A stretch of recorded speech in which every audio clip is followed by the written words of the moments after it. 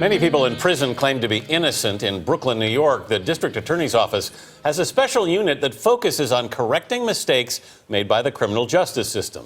Tomorrow night, the CBS News series Brooklyn DA looks at the case of David Ranta. He spent 23 years in prison after being convicted of murder. You know, these boxes, each and every one of them, are an individual who is claiming that they are actually innocent. Thanks, bye. The Conviction Integrity Unit started taking cases towards the end of 2011. The Ranta case was one of the first ones we started up on. February 8th, 1990 was a very cold morning here in Williamsburg section of Brooklyn, New York. And what started out as a botched attempted robbery of a jewelry courier ended up with the senseless murder of Rabbi Heskel Wurzberger. When the robbery went bad, the gunman panicked and picked the first car that had an engine running, which happened to be the rabbi's car, shot him in the head, and then fled.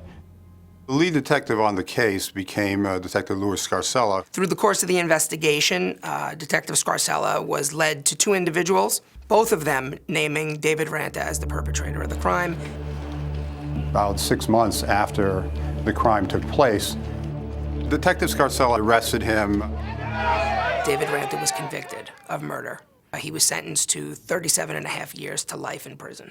When you first look at this case, on its face, it's a very strong murder case, and yet when you peel back all the layers, it kind of falls apart.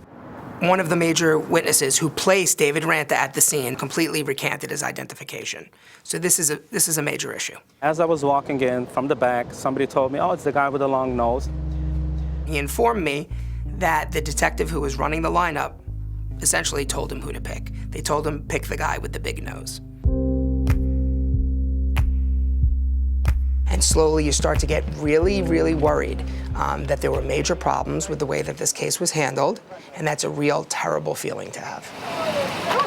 The evidence just was not sufficient to support the conviction.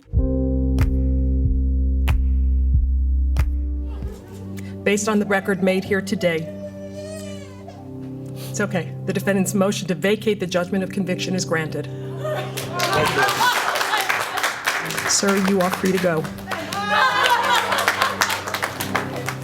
If you can imagine stepping out of a cage after close to 23 years and being reunited with 3 children, it's just a horribly gut-wrenching emotional experience, and it remains that way.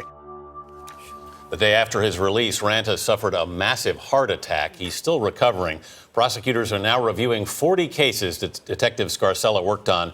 And you can see the full story tomorrow night on Brooklyn DA. That's at 9, 8 Central here on CBS.